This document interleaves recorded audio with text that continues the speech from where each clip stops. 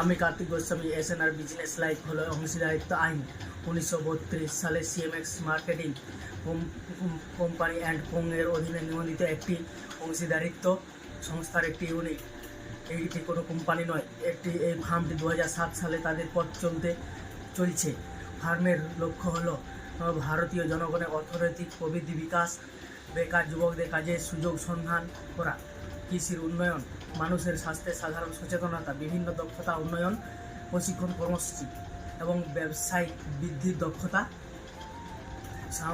বিভিন্ন সামাজিক অর্থনৈতিক প্রবৃদ্ধি, গবেষণা প্রকল্প ইত্যাদি। এসএনআর ব্যবসায়িক জীবনের একটি ফার্ম এসএনআর বিজনেস লাইফ নামে একটি নতুন ইউনিট তৈরি করেছে। এই ইউনিটের কাজ হলো স্ট্যান্ড আপ গ্রোথ প্রোগ্রাম এসিজিপি।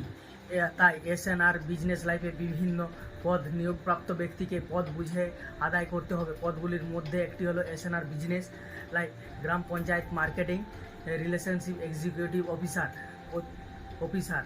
প্রত্যেক প্রকৃত ভারতীয় এই পদে আবেদন করতে পারেন। এটি ফার্মের স্থায়ী পদ। এসএনআর বিজনেস লাইফ মানুষের আয় বাড়ানোর চেষ্টা করছে, তাই তারা বিভিন্ন ট্রেনিং নিচ্ছে।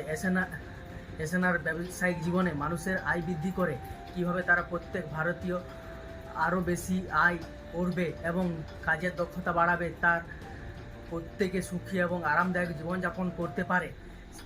এসএনআর বিজনেস ব্যবসায়িক জীবনে তাদের উপযুক্ত প্রকল্পের মাধ্যমে তৈরি করে প্রকৃত অর্থনৈতিক প্রবৃদ্ধি, কৃষি বৃদ্ধি, শিক্ষাগত বৃদ্ধি, সামাজিক বৃদ্ধি। ব্যবসায়িক জীবন বেকারত্বের সমস্যা কমায়। এটি বিভিন্ন সেক্টরে বিভিন্ন পোস্ট তৈরি করে এবং তাদের উপযুক্ত চাকরি এবং চাকরির নিয়োগ দেয়। এটি বিভিন্ন সেক্টরে কাজের দক্ষতা বৃদ্ধি করে। এসএনআর এই ব্যবসায়িক জীবন সরকারি আয় করে এবং বেসরকারি প্রতিষ্ঠানে আরও বাড়ায়। তাদের উপযুক্ত প্রকল্প প্রতিটি সরকারি অফিস এবং বেসরকারি অফিসে অতিরিক্ত আয় এবং দক্ষতা তৈরি করে।